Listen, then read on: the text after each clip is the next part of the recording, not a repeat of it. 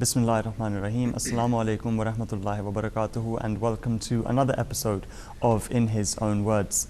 We've been discussing the writings of the promised Messiah, Hazrat Mirza Ghulam Ahmad of Qadian alayhi salatu wassalam, and the books that he has written, which have now been collated in the form of what we call Ruhani Khazain, which can be translated as the spiritual treasures. Today, inshallah, we'll be looking at another book, which is our teachings. Although it's not a separate book in itself, it's part of a book called Qaasid Muin, Noah's Ark. And this has been translated into English. For the benefit of our viewers, if you do wish to go to read this book and derive full benefit from it, you can go to www.alislam.org.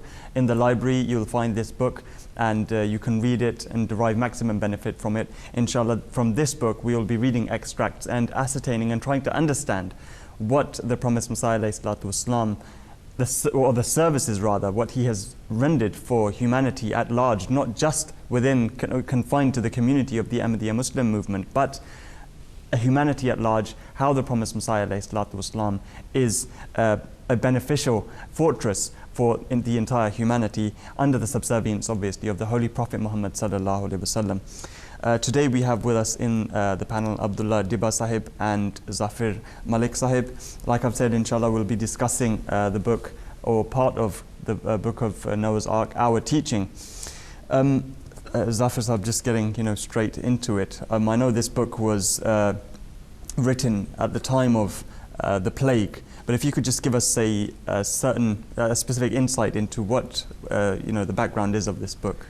That's right, Qaasid. As you mentioned, this book was written in 1902, and to put it into perspective, the plague has literally spread all across India by this time. And the Promised Messiah ﷺ writes that this plague, it was actually in fact a prophecy about the coming of the plague. And he mentioned this, if you rewind back to 1894, he writes in one of his couplets, and I quote, "When iniquity and ungodliness rose to a deadly height, even as a flood reaches its dangerous level, I wished from God that a pestilence should come and destroy. For according to the wise, it is better for people to die than become involved in fatal misbelief and misguidance." In 1894, there was not a single incident recorded in India. The first incident was recorded in 1896. So just from this little incident, you can imagine... 2 years later. 2 years later, in fact, after this prophecy was mentioned. And you can imagine that just by this incident alone, you can see the level of truthfulness of the Promised Messiah ﷺ. He's already made this prophecy.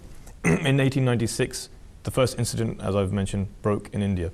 In 1898, the Promised Messiah mentions further about a plague, and he mentions a vision of his in Ayam as-Sulah. And he writes, and I quote, "I am constrained to write about an important matter, and this owing only to overwhelming sympathy. I know that those devoid of spiritual feelings will tend to ridicule my statement. Nevertheless, out of sympathy for them, it is my duty to warn the people. The warning is this. Today, February 6, 1898, which is a Monday, I saw in a dream that angels of God were planting black seedlings in the different parts of Punjab. The seedlings are ugly, dangerous looking, black and stunted. I asked some of the angels about them. I was told that they were the seedlings of the plague, which was about to spread in the country."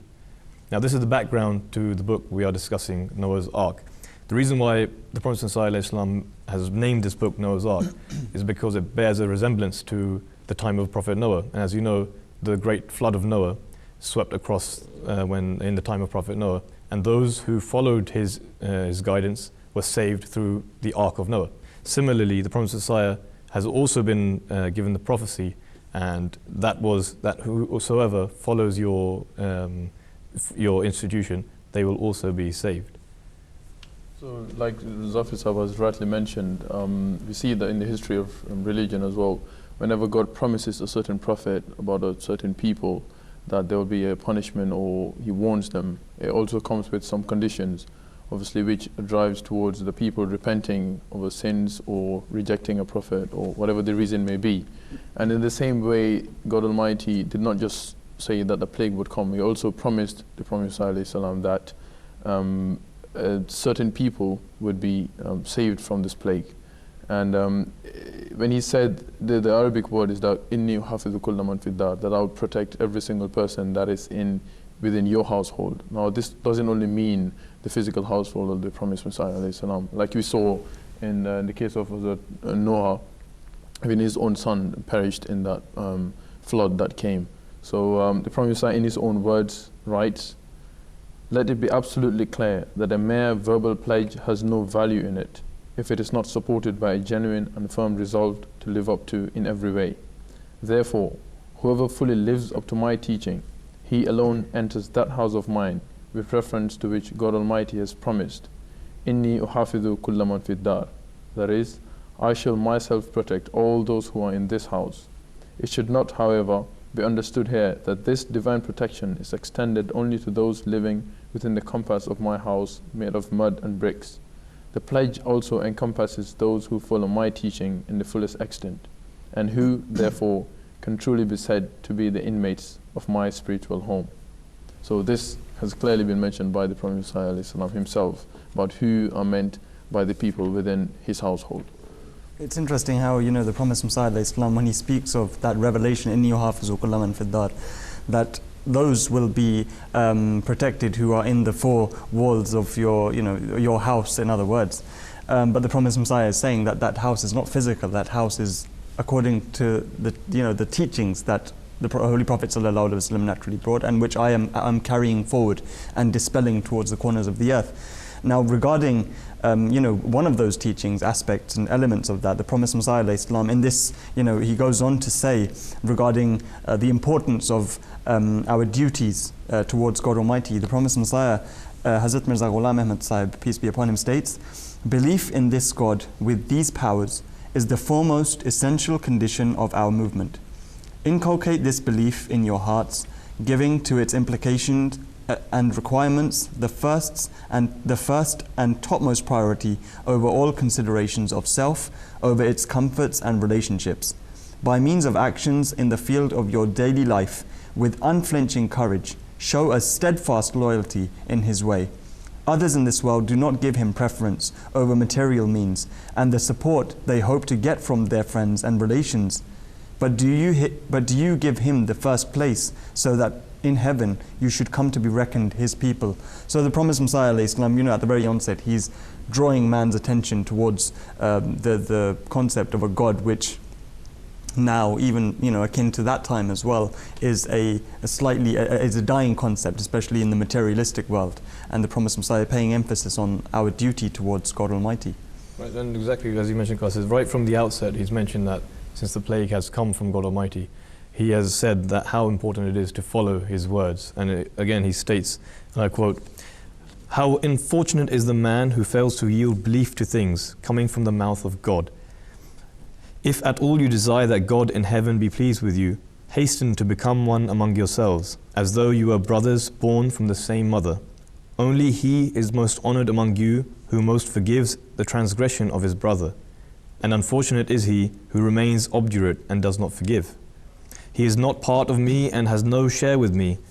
Remain in great fear of the curse of God, for he is holy, intensely jealous, and in particular in his holiness. An evildoer cannot win nearness to him. No one who is proud can win his nearness, nor the oppressor and unjust, nor the one who is dishonest, nor anyone who is not jealous for his name." So again, the Prophet Messiah is mentioning that how important it is to amend your ways and act upon the prophecy and the teachings that God Almighty has set out. Exactly, clearly in the same way. Obviously, believing in God and acting upon his commandments is another very important step that the Prophet ﷺ draws the attention of all the people of his community of Ahmadis towards. I mean, not just only believing in God, but also the commandments that he has set down in the shape of the Holy Quran. He draws the importance of serving Islam and serving the Holy Quran. In his own words, the Holy Prophet Messiah ﷺ says, "For you, another very essential teaching is this, that you do not leave the Holy Quran like a book that has been forsaken, since it is therein and nowhere else that your life lies. Those who honor this holy book shall be honored in heaven. Those who will hold the Holy Quran superior to every tradition and every other saying shall be given preference in heaven. For mankind now, all over the surface of the earth, there is no book except the Holy Quran. For the sons of man, there is no messenger and no mediator except Muhammad. May peace and blessings of God be upon him. So strive that you cherish the purest love for this Prophet of power and glory, giving no one else any kind of preference over him, so that you may be put down in heaven as those who have been saved. And very clearly bear in mind that salvation is not something that you will experience in the life after death. So again, we can see that the Prophet ﷺ holds very dearly the responsibilities of believing in God, and not only believing by saying that we believe in God, but the responsibilities that it comes with holding the Holy Quran very dear to himself and calling the community to serve the Holy Quran with all due respect. So, I mean, up until now, Hazrat Mirza Ghulam Ahmad Sahib alayhi salam is quite literally drawing our attention, or the reader's attention, towards his responsibilities as a Muslim, as an Ahmadi Muslim, or generally as, you know, as a normal human being, a civilized human being. And as we were discussing in some of our previous programs, you know, the philosophy of the teachings of Islam, where he's discussed how one can excel from morality to spirituality and then enhance that to, you know, gaining entrance into the threshold of God Almighty and attaining that maximum nearness, or, you know, the experience of gaining maximum nearness. I mean, we can understand how the Promised Messiah's, it was his eager want and desire that he wanted man to be, you know, at one with his Lord, and this is exactly in accordance with you know, the teachings of Islam.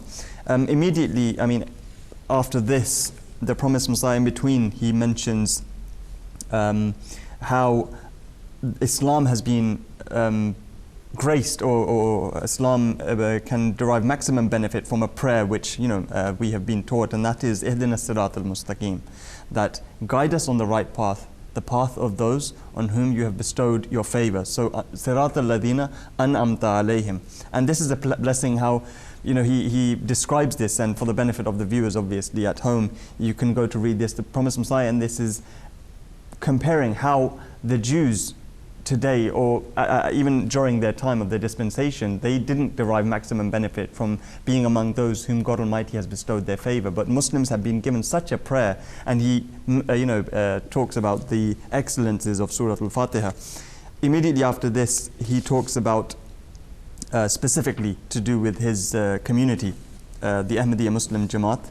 And in his very own words, Hazrat Mirza Ghulam Ahmad Sahib alayhi salam, he states, "So all ye people who claim to be from my community, in heaven you shall be counted members of my following only when in all truth you actually begin to advance on the paths of righteousness.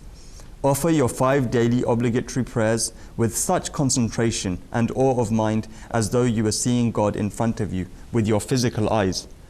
Observe the days of fasting for the sake of God in full sincerity. All among you who are liable for zakat should never fail to discharge this important obligation, and those on whom the pilgrimage to Mecca has become obligatory, without any obstacles standing in the way, should duly undertake that blessed journey." So here we see that the Promised Messiah is talking specifically with regards to, you know, the 5 pillars of Islam. That's offering the zakat, offering your prayers, and, you know, performing the Hajj. This is all in accordance with what the basic tenets of Islam are. And it's not only just, as you mentioned, Qaasid, that Prophet Messiah says that you will, of course, abide by all these tenets of Islam, but remember that all believers are tried in their life, and don't think that life is just a bed of roses. So then the Prophet Messiah mentions that, and I quote, "The root of everything good is taqwa. In whatever action this root is upheld, that action will never be devoid or futile." Could you just here, if you could just explain what taqwa is as well. Taqwa is, that's right. Taqwa means righteous or fear of God, to instill the fear of God in yourself. Okay. So again, I repeat, the root of everything good is taqwa. In whatever action this root is upheld, that action will never be devoid or futile. It is necessary too that you be tried by being thrown into diverse griefs and distresses, even as those before you were tried. Therefore be forewarned, lest you stumble when the time comes. The earth with everything in it can inflict no injury on you, provided your contact with heaven is firm. Whenever any injury comes to you, it will come only from your own hands. If all your honor on this earth is lost to you, God will give you an honor in heaven that shall never wane. Therefore do not leave him. Whatever you may have to go through, you are bound to be persecuted in diverse ways, and many of your hopes will be denied to you. But in such cases you should not grieve, for the Lord your God shall put you through trials to test whether or not you remain firm." End quote. So again, we can see this in our daily lives. The Ahmadiyya Muslim community goes through this day in, day out. We face a trial, but again, if we stay firm in our belief in God Almighty, then God gives us that reward, or makes it easy to get past in this trial and in that specific action. Yeah, and quite clearly, when we read through this book, you see that on many occasions the Prophet ﷺ has used the words "members of my community," and he's addressing directly these people, he's setting the standards of what is expected of them, which is one of the main missions of the Prophet ﷺ, which is not to bring a new law. Like we face allegations sometimes that the Prophet has come to bring about a new religion or a new Sharia, which is completely wrong. You know, whatever he says, he is claimed to be a Muslim, and he's been sent by God to revive Islam, which has been almost lost on the face of the earth. From these very writings, in fact, it's quite evident that, you know, there is no new religion. It's all Islam. If one goes to the basic teachings, it's all, in fact, Islam, the Quran, the Ahadith, the Sunnah. Yeah, exactly. And he just, you know, for the record, he makes it quite clear. When as you go through the book, it's like he's in your mind. He knows, right, what the reader may think at this point when he keeps on saying "my community," and exactly to clear any doubts about, you know, this being the true image of Islam, which God wants on the face of the earth. He quite makes it clear that in point of belief, all that God desires from you is just this, that you hold God as one, and that Muhammad, may peace and blessings of God be upon him, is his prophet, Khatamul Anbiya, the seal of them all.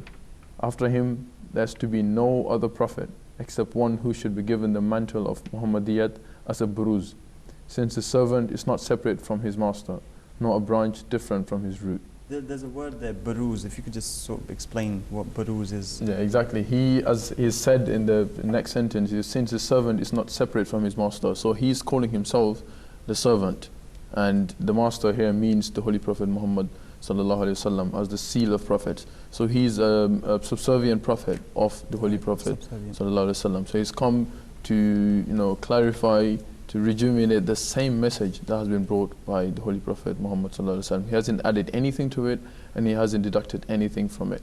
So he's just making it clearer, as it was a prophecy of the Holy Prophet sallallahu alaihi wasallam himself, that there will be a time when faith will go all the way to the Pleiades, and a man will come who will bring back the true faith, which is Islam, on the face of the earth. So in this sense, he's a reflective prophet of the Holy Prophet sallallahu alaihi wasallam, not an independent prophet at all. Right, absolutely.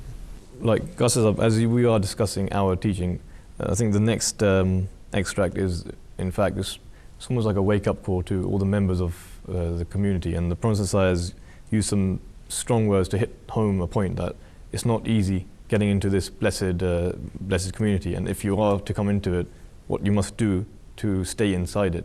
And so in essence, it's basically, even if you are physically a part of this community, but it's not just physically being a part of the community that matters. Actually, there's a big responsibility that lies before you. For instance, I mean, we have the 10 conditions of birth before we actually, you know, enter the community, which in itself is a big responsibility if one reads through them. And then we have, you know, books like these where the Prophet Messiah is mentioning the responsibility of every Ahmadi Muslim, and you know, one can only pray that, you know, we can live up to the standards expected of the Prophet Messiah. But do go on. Exactly. So he starts off by saying exactly what you've just mentioned, Qaasid, that, so and I quote, "Having explained all these things, I repeat once more that you must not rest satisfied merely because in an outward form you have taken birth at my hand. The outward form means nothing. God sees what lies in your hearts, and He will deal with you on the basis of what He sees there. Lo and behold, I herein discharge my duty unto you by making it plain that sin is a poison. Do not take it. Disobedience to God is a dirty death which you should avoid. Turn to prayer that you should get the strength. At the time of prayer, if a man does not firmly believe that Allah has power over everything except what may be contained in previous promises, such a one is not from my community. He who is caught in a tangle of worldly greed and never even raises his eyes to things which pertain to the next life is not of my community. Whosoever does not wholly and complete keep away from every sin and every evil action, like wine, gambling, looking lustfully at women, dishonesty, bribes, and from every kind of illegal gratification, he is not of my community. Whosoever is not constantly turning to prayer and does not remember him in absolute humility of spirit, he is not of my community. Whosoever does not give up association with a bad companion, who exercises an unhealthy influence over him, he is not of my community. Whosoever does not respect his parents, whosoever does not render obedience to them in things which do not run counter to the Holy Quran, and whosoever is neglectful in rendering to them the service to which they are undoubtedly entitled to, he is not of my community. So many things here mention that, again, man is weak, and we sometimes tend to forget. But there's such an important responsibility placed upon our shoulders as members of the Promised Messiah's community. Absolutely. I mean, when reading this, one naturally can only pray that one lives up to the standard set by the Promised Messiah ﷺ, and by the grace and blessings of Allah, the MTA Muslim community having spread to many corners of the world, not just 4, but hundreds of corners of the world, and through millions of hearts, and we see every day, every year, through the reports that we get to hear, that the MTA Muslim Jamaat is reaching those places where people are actually trying their level best to adhere to the conditions laid out by Hazrat Mirza Ghulam Ahmad Sahib alayhi salatu wasalam, may peace and blessings of Allah be upon him. But one thing should be clear here, that whatever was just read by Zafir Sahib in the words of Hazrat Mirza Ghulam Ahmad Sahib alayhi salam, these are all in accordance with the teachings of Islam. If anyone goes to read this and tries to even find one aspect which is against the teachings of Islam, then it would be enough to suggest something. But literally there is nothing here to suggest that anything is against the teachings of Islam. And just to reiterate, if someone does wish, and we would encourage our viewers to go back and read this for themselves, it is present on the internet, it is present online. You can go to www.alislam.org, and in the library you will find it under the English section. You will find a book called Our Teachings, and this, what we're reading today, is all present there, and you can make a judgment for yourself. If you wish to just read it, then you can read it for yourself as well. Yeah, and Qaasid, interestingly, there's a very good flow here, because if we do read the book, we'll find out that from the beginning what the expectations are, what we should be doing, our duties toward God, our duties toward the Holy Quran. One enjoys reading these things, but it comes to a point where I call this the checklist, where you have to, check yourself. Where do I belong to? Where do I stand? It's amazingly the present head of the Ahmadiyya Muslim community, Hazrat Mirza Masroor Ahmad, Ayyadullah Ta'ala bin Nasir al-Aziz, always tells us to, keep checking ourselves where we stand with regards to our spirituality, our connection with God. And it's the same thing that the Prophet Messiah is pointing out here. But then he continues, not just the first part that has been read. He says, whosoever does not live with his wife and her relations with gentleness, goodness, and magnanimity, he is not of my community. Whosoever deprives his neighbor of the very least good in his power, he is not of my community. Whosoever has no wish to forgive the faults of those who may have transgressed against him, and desires to nurse malice, he is not of my community. Every man or woman who is dishonest toward his or her spouse is not of my community.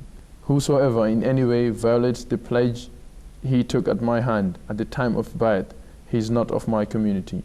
Whosoever does not really hold me to be the promised Messiah, he is not of my community.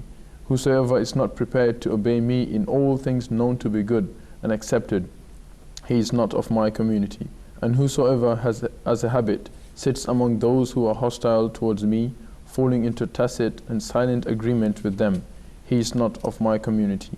Every adulterer, immoral person, drunkard, murderer, thief, gambler, dishonest person, bribe taker, usurper, oppressor, tyrant, liar, forger, and the associate of these, and whosoever brings false accusations and scandal against his brothers and sisters, he is not of my community, unless he fully repents of his misdeeds and totally breaks away from bad associates, turning a new leaf. So in essence, these are I mean, there isn't anything I can find against the teachings of Islam. This is what Islam teaches us, what the Prophet Muhammad sallallahu alaihi wasallam taught us. And following on from that, you know, it's a heavy responsibility which we owe to living amongst our fellow beings. But there is another responsibility which is also towards our Supreme Creator, you know, Allah the Exalted. And the Promised Messiah, immediately after describing these, he turns to the responsibility that we have to God Almighty, and he states that our God is a very loyal God, and for those who remain loyal to him, he shows wonderful works. The world wishes to tear them to pieces and to eat them up, and every enemy grinds his teeth on them. But he who is their friend saves them from every danger and brings them out triumphant on every field. How fortunate then is he who does not let go of his hold of such a God. To him we render our faith, and it is him we have recognized.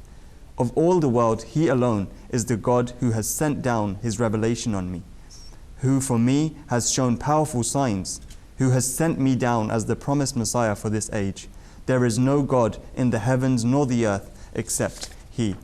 So, you know, the central point that there are responsibilities to our fellow beings, and there are responsibilities to God. And we've also been reading the works of the Promised Messiah, that he spoke about how there should be a balance in the philosophy of the teachings of Islam, and there should be a perfect balance in good works also. You know, if you deviate or you slightly go off track, even in a good task, if you go to the extreme, that can be harmful for you. If you lack in it, that can be also harmful for you as well. So to find the balance is a must, is key. Exactly, that's right, Qaasid. And as you mentioned, that over here, the Promised Messiah reminds the community again that God is the central beam of all our plans. That's actually a subheading that he's mentioned. And he quotes, and I quote, "If you really become God's, then rest assured that God is your very own. Whilst you will sleep, he will keep watch over you, while you neglect your vigil against the enemy. He will keep an eye on him and disrupt his plans. Even now you have no idea what wondrous powers your God has. If you had known then, no day could have dawned on you for you to grieve over the lack of things for this world. A man who has a treasure in his possession, does he weep and cry over the loss of a penny as though he were about to perish? Had you been aware of this treasure, that God would suffice for all your needs, then what reason was there for you to be so wholly absorbed in things of this world? God is a most precious treasure. Realize its proper value. Without him you are nothing, neither you nor your material means and plans." Again, that sums up what exactly we need to focus on in this world. And so that same balance of not to just concentrate on on the spiritual side. Obviously, we have our duties towards ourselves and our relatives and our neighbors. So he again tells us not to, in his own words, he would say, "Beware ye of this leprosy. I do not forbid you to think of material means within proper limits. What I forbid is that, like other nations, you become wholly the slaves of material means, altogether forgetting God who controls material means as well." So he knows that we have material needs, but he doesn't want us to be lost in them. In other words, become slaves of our worldly needs. So he wants us to be in the middle and take care of both responsibilities in the spiritual and on the worldly side as well. Absolutely. Jazakumullah, gentlemen. And on that note, we conclude our program. We've been discussing the book of the Promised Messiah, our teachings, a part of the, a part of the book, Qashti Nuh, which is Noah's Ark. And we've understood the responsibilities owed towards God and his creatures, his creation on this earth, our fellow beings. It is our humble prayer that we can live up to the expectations of Hazrat Mirza Ghulam Ahmad Sahib, the Promised Messiah, and Imam Mahdi. May peace and blessings of Allah be upon him. From all of us here, until next time, Assalamu alaikum wa rahmatullahi wa barakatuhu.